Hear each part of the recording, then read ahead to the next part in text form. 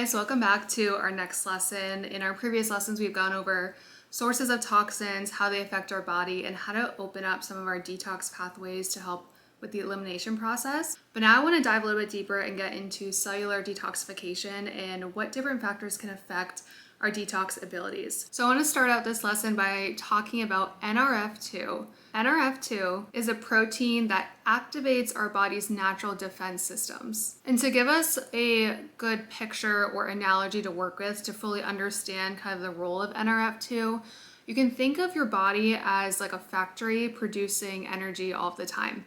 So this factory is constantly producing energy for you, but with that output also comes waste. There's spills in the factory, there's toxins that are produced, there's waste that's being created. So there is a cleanup process that needs to occur to keep the factory clean and running smoothly. So NRF2 is like the boss or the manager of the cleanup crew. It's not the one doing the actual cleaning, but it's in charge of turning all the cleaning equipment on and then letting the cleanup crew know what to do. So when NRF2 gives the signal, it activates special cleanup tools within our body, like antioxidant enzymes. And these go in and sweep up harmful toxins and free radicals within our body to help take care of them. So in short, NRF2 is not the one going in and cleaning up these harmful substances in and of itself, but it's giving that signal to either upregulate or downregulate genes and enzymes to go in there and take care of the toxins and the free radicals.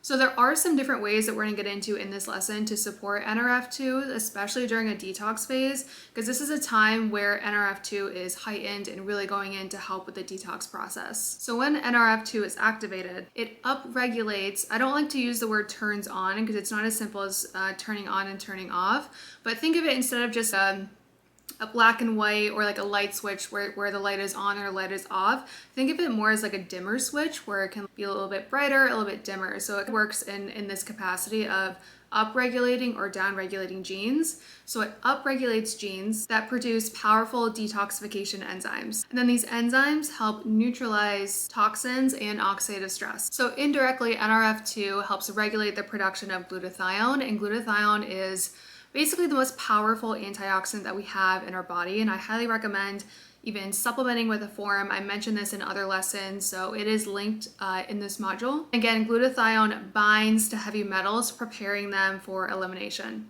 NRF2 also activates detox enzymes that actually help with phase 2 detoxification, so that actually help with the binding of these toxins and heavy metals to the glutathione, preparing them for the elimination that's going to happen.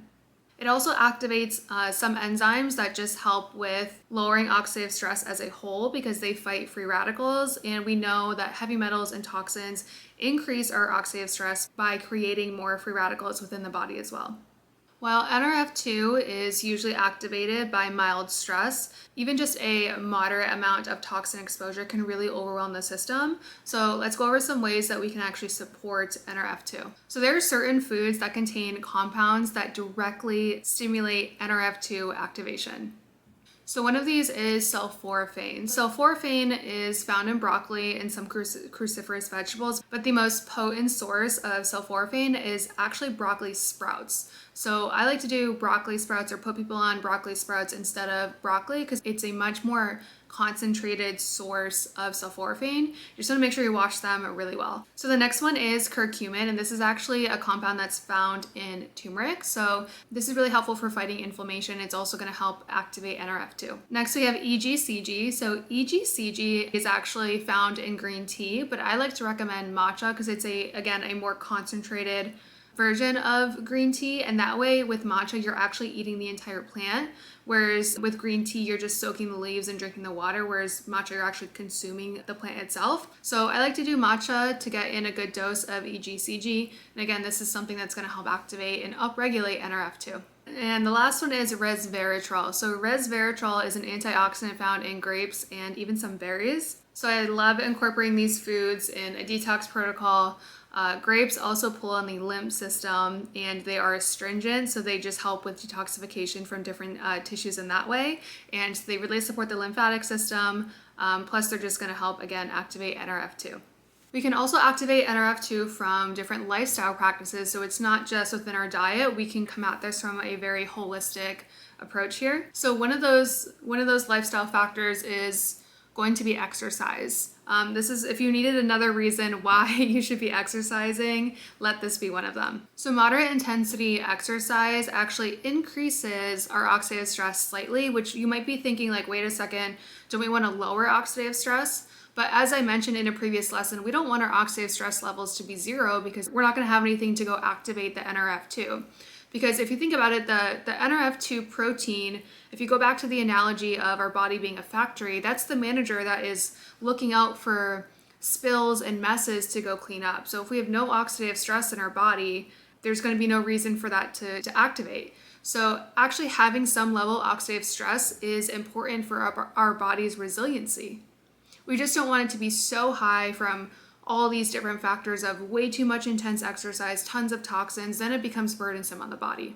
So having that moderate level of oxidative stress from exercise is actually going to tell that NRF2 protein, hey, here's a mess to come clean up. So it's going to activate that transcription factor and to let the body know, let's go attack this.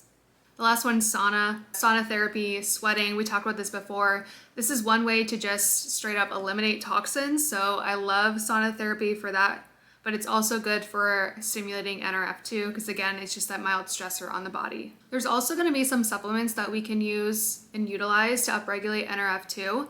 Now, these are supplements that I don't like to see people on super long term. I actually like to see them pulsed or cycled.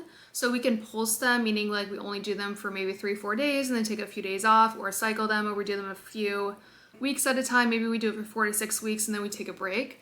So these are supplements you want to pay attention to how you're feeling on them. And then, like I said before, we don't want to be on them all the time. The first one is NAC. So NAC is actually a precursor to glutathione. So this is going to help your body produce more glutathione, which again is that master antioxidant of the body that's going to help with detoxification and bind to heavy metals to help with elimination. The next one is sulforaphane. So we talked about this before. We can get this from broccoli sprouts. So unless you don't have access to broccoli sprouts, then I would do a supplement form. But typically I like to see nutrients brought in from food first. Quality supplementation is definitely really essential in the world that we live in, but if it's something we can get from food, I would rather start there because I don't want everyone on millions of supplements. Okay, the next one is alpha lipoic acid, and ALA recycles glutathione and activates NRF2.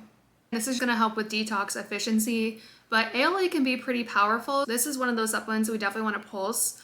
So doing 3 to 4 days on and then maybe 3 to 4 days off, or maybe 4 days on, 3 days off. You have to tune in to see how you feel on this supplement because again, everyone's detox capacity is going to be different. And we don't always know what our genetic capacity is as well. We don't always know our toxic burden load unless we've had it tested or unless we've had our genetics tested. This is one of those things I always say to people, take it for a few days, see how you feel. If you start to feel worse, back off of it and up the binders.